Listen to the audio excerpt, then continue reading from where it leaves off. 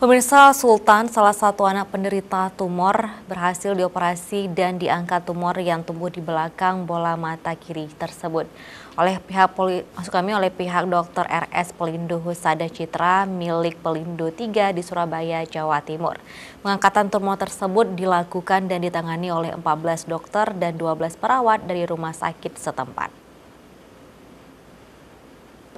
Sebelumnya, Sultan yang merupakan anak asuhan Children Cancer Care Community atau CIPOR Aceh akan dioperasi di Rumah Sakit Dr. Jainal Abidin, Kota Banda Aceh yang ditanggung oleh pemerintah Aceh.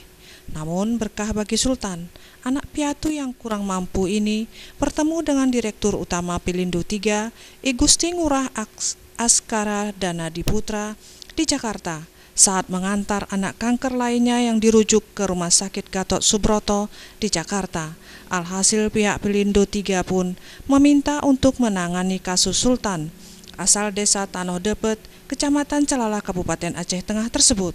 Bocah berusia 13 tahun yang ibunya meninggal dengan penyakit yang sama ini pun dibawa ke Surabaya bersama founder CIPOR Ratna Elijah dan ayahnya serta relawan CIPOR Putra. Dikatakan Ratna Elijah bahwa biaya perawatan dan operasi Sultan di Rumah Sakit PHC ditanggung sepenuhnya oleh Pelindo 3 melalui dana CSR dalam program BUMN Peduli. Sultan diobservasi ulang. Pertama diobservasi ulang, dicek up apakah benar dia CA nasofaring, dan ternyata dia tumor di belakang mata.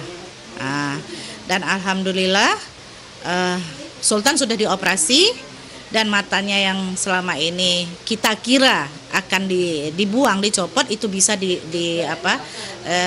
dipertahankan hingga akhirnya kita masih menunggu masa pemulihan dan insya Allah 2 bulan lagi kita akan membawa Sultan ke Surabaya untuk melakukan operasi plastik.